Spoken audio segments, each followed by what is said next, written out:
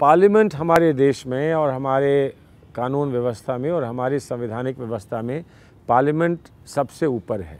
अक्सर ये कहा जाता है कि पार्लियामेंट से ऊपर तो जनता है। सही है, जनता तो पार्लियामेंट से ऊपर है, लेकिन जनता ने ही कहा है कि पार्लियामेंट की सुनो। तो जब तक जनता ये ना कहे कि पार्लियामेंट की मत सुनो, हम कैसे जनता में से कुछ लोगों की बात सुन लें कि हम जनता हैं इसलिए आप पार्लियामेंट की मत सुनो। तो पार्लियामेंट की हम इसलिए सुनते हैं कि जनता ने हमसे कहा पार्लियामेंट की सुनो। और जनता ने कब कहा? जब जनता ने अपने आप को कॉन्स्टिट्यूशन दिया। और कॉन्स्टिट्यूशन में जनता ने ये रखा कि आपको अगर कुछ परिवर्तन करने हो तो वो आप किस तरह से करोगे, वो भी हम कॉन्स्टिट्यूशन में डाले दे रहे हैं।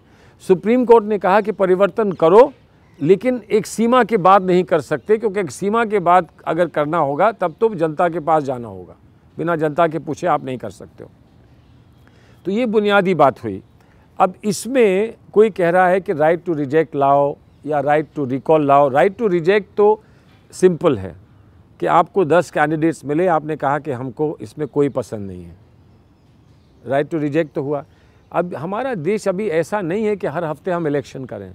इलेक्शन में बहुत खर्चा होता है और जो जीतते हैं वो सही है, वो 30-35% वोट लेकर जीतते हैं। तो ये कहने को हो सकता है कि जिस दिन आप जीते उसी दिन आप माइनॉरिटी में हो, ये कहा जा सकता है, इसलिए हम आपको नहीं एक्सेप्ट करते।